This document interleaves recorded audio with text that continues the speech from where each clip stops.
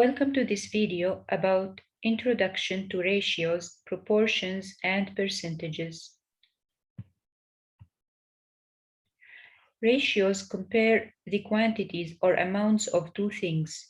They can also be used to show an amount or a quantity of a thing, or how an amount or a quantity of a thing compares to the whole collection. For example, how many apples do we have for a given number of oranges? So here, if we have 6 apples and 9 oranges in our collection, we can say that the ratio of apples to oranges is 6 to 9, and we write this as 6 to 9 or 6 over 9. Similarly, we can say that the ratio of oranges to apples is 9 to 6, since we have 9 oranges and 6 apples. So the ratio of oranges to apples is 9 to 6, and we write this as 9 to 6 or 9 over 6. Let's take now an example where ratios can be used to show how an amount or a quantity of a thing compares to the whole collection. So in this example, one question that might arise is how many blue squares do we have for a given number of squares? So here we have 4 squares as we see. One of them is yellow and the rest are blue. So the ratio of the blue squares to the total number of squares is 3 to 4 or 3 over 4. Scaling ratios up and down. A ratio can be scaled down by dividing the two quantities by the same number. So if we consider the previous example, when the ratio of apples to oranges was 6 to 9, as we see here. So by dividing both of 6 and 9 in the ratio by 3, we obtain the ratio of apples to oranges as 2 over 3 or 2 to 3. This indeed makes sense, since the ratio 2 over 3 means that for every 2 apples in the collection of 6 apples and 9 oranges, we have 3 oranges. So here, if we take this collection of 6 apples and we divide it into 3 groups in which we have 2 apples in each group, 2 apples and 2 that count to 6. So for every 2 apples of those, we can have 3 oranges taken from the group of oranges that contain 9 oranges. So this whole collection of 6 apples and 9 oranges was divided into 3 equal groups. In each of them, there are 2 apples and 3 oranges. In this way, the ratio 2 over 3 is equivalent to the ratio 6 over 9. Let's take another example that shows that a ratio can be scaled up by multiplying the two quantities by the same number. So if we take the previous example, when we had 4 squares, one of them is yellow and the rest are blue, we found out that the ratio of the blue squares to all squares is 3 over 4. Now let's multiply each of 3 and 4 by the same number, which is 2. In this way, we get the ratio of blue squares to yellow squares as 6 to 8 that we see in this drawing below. And similar to our discussion in the above example, we can see that those two ratios, 3 over 4 and 6 over 8, are equivalent to each other, since for every yellow square from the first that is related to the case in the first example. For every yellow square, we have 2 yellow squares, and for the 3 blue squares, we have double number, which is 6 squares, or in other words, we have for every 3 squares from this first case, we have double number of squares, which is 6 in the other case. And for every 4 squares, that is the total number of squares in the first collection, we have 8 squares in the other, which is also the double. So these 2 ratios are equivalent. So now we move to introduce the proportion. The proportion is an equality of 2 ratios. Example proportion 1/3 and 2/6 are in proportion, are 2 ratios that are in proportion. And we notice that if we multiply 1 and 3 by 2, we get the other ratio from the previous one. Let's do a simple test. Which ratios, apples to oranges, are in proportion? So in the first example, we have in the first ratio 1 apple and 3 oranges. In the other one, we took 2 apples. So in order for this ratio to be equivalent to the first ratio, we must multiply the 3 oranges here by 2, since the 1 apple is multiplied by 2 to get 6 oranges. But here we have 4 oranges. We don't have 6. This means that those 2 ratios are not in a proportion. And we can see it here. When we multiply 1 by 2, we get 2, but when we multiply 3 by 2, we get 6, but we have here 4, so they are not in proportion. Let's move to the other example. When we have 1 apple and 2 oranges, we notice that in the other ratio, we have 2 apples, meaning that we doubled the number of apples in the first ratio. We had 1, they became 2. This means that those 2 oranges have to be multiplied by 2 in order to get 2 ratios that are equivalent. Or in other words, we have to get 4 oranges, and indeed we got 4 oranges. This means that those 2 ratios are in proportion, and we can express that by 1/2, 1 apple to 2 oranges equals 2 apples to 4 oranges. And we notice that 2/4 can be obtained from a half by multiplying both of the numerator and denominator by the same number, which is 2.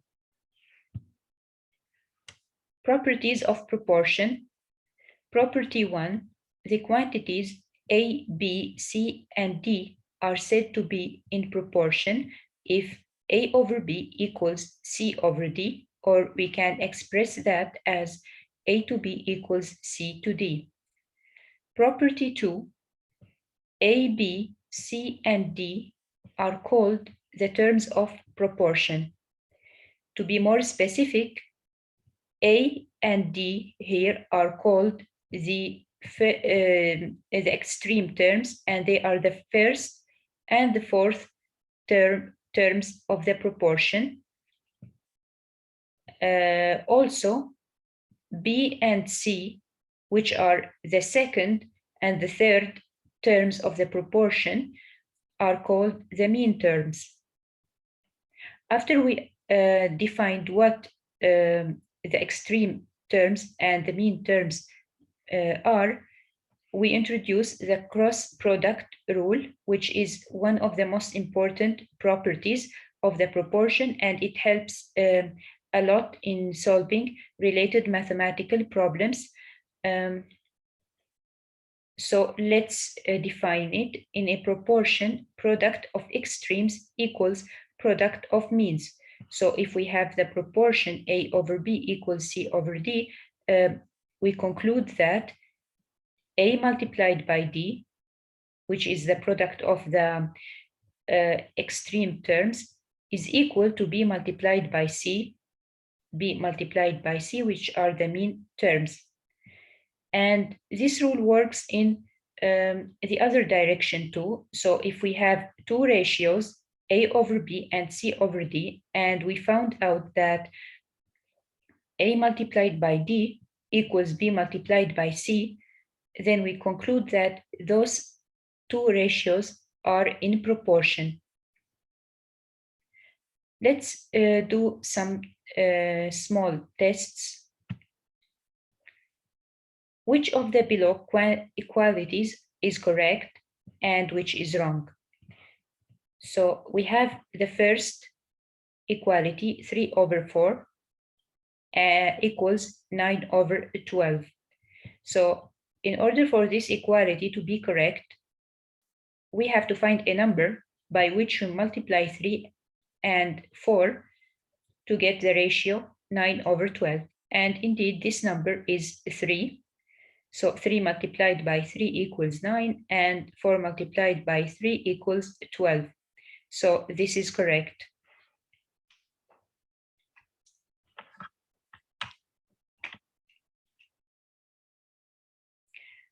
On the other hand, we have the ratio 3 over 5 and the ratio 6 over 8, and we have this equality.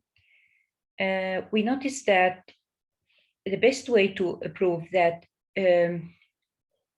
this is not correct by using the product rule. So we have the extreme terms are 3 and 8 here.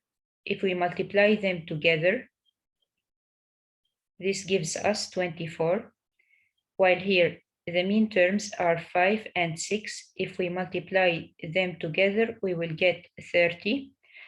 So according to the cross product rule, this is not a proportion. So this equality is not correct.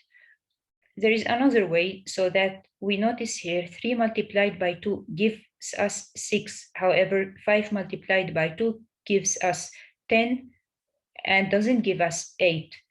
This also means that this equality is not correct, and these two ratios are not in proportion. So now let's move to the other question. In the following proportion, specify the extremes and the means. So 3 and 35, which are the first and the third, which are the first and the fourth term, are the extremes. And 5 and 21, which are the second and the third terms, are the means of the proportion. Now the third question, prove that the below is a proportion using the product rule. So the product of the extremes is 5 multiplied by 24, and this gives us 120, while the product of the means equals 12 multiplied by 10 equals 120. Since they are equal, it means that these two ratios are proportionate, but we can rephrase the question in a better way, prove that the below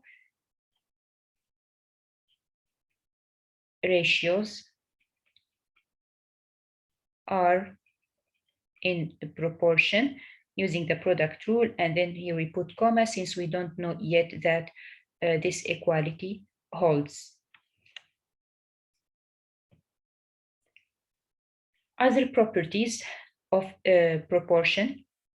We have a couple of properties. You can go over them at your convenience, and each of these properties have two sides. The correctness of the left side leads to the correctness of the right side and vice versa. I will go through the proof of property 7, and you can experience with the rest of properties. So let's assume that we have a proportion A over B equals C over D. And we want to prove now that this leads to the correctness of this equality on the right, which is A minus B over B equals C minus D over D. So from here we get, by subtracting B and adding B from the numerator in the first ratio, and this doesn't change anything since the minus B plus B equals 0. We do the same in the other side by subtracting D and adding D over D. So this gives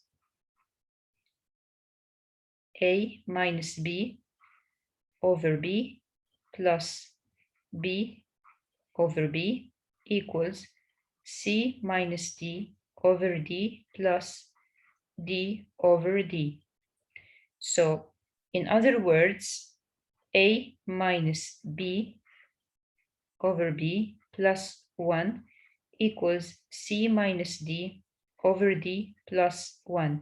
Now we omit plus 1 from both sides of the equation, and we notice that we reach the correctness of the equality in the right side. Now we do the proof in the opposite direction.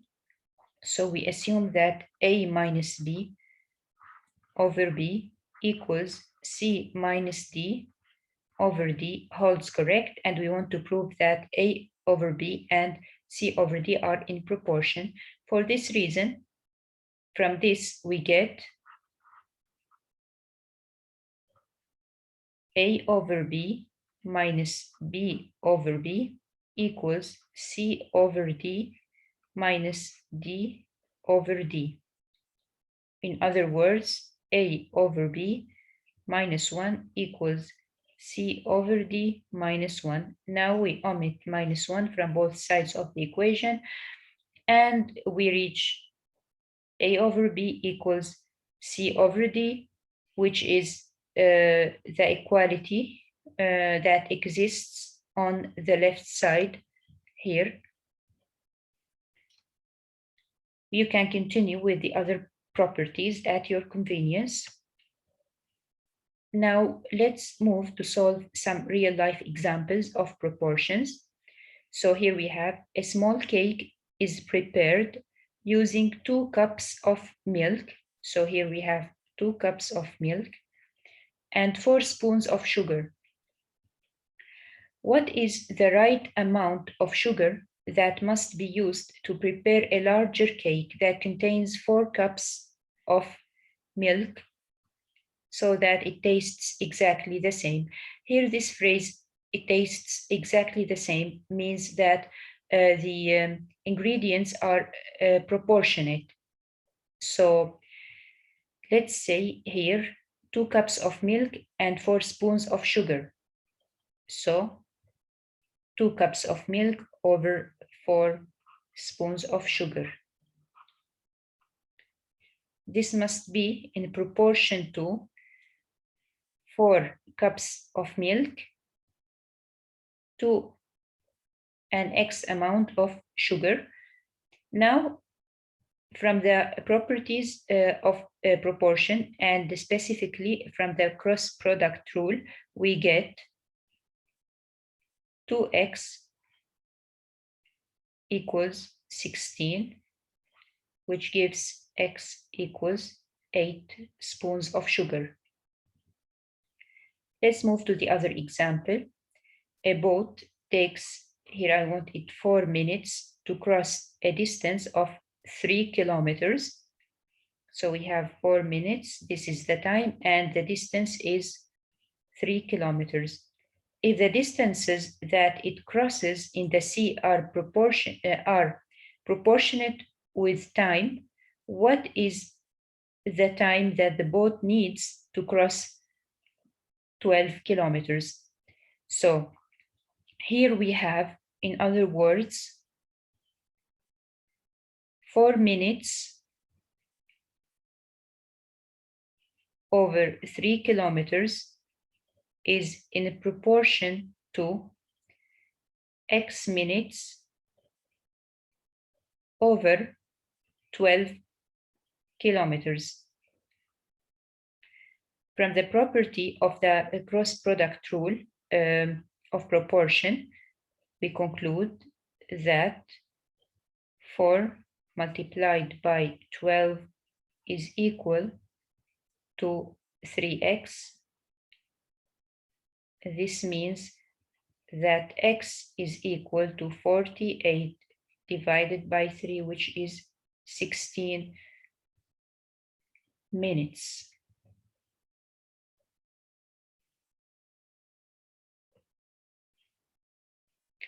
Here we have example phrases where there is no proportion. The height of a person and his or her age. Another example is the grade of a student in mathematics and the time of study for the test. Percentages. The percentage is the ratio between a certain number C and 100, and we write it as C over 100 or C %. We can find the percentage that is represented by A over B by finding the missing value in the proportion.